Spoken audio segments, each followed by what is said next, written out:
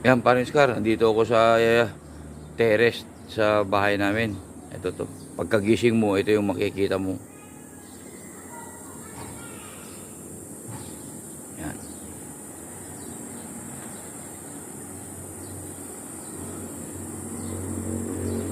Ah,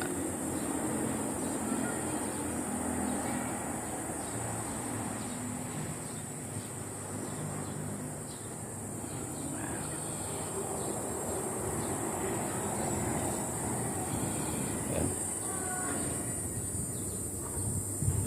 Wala, puro linis ang ginawa ko dito. Maghapon. Wala na kasi nakatira dito eh.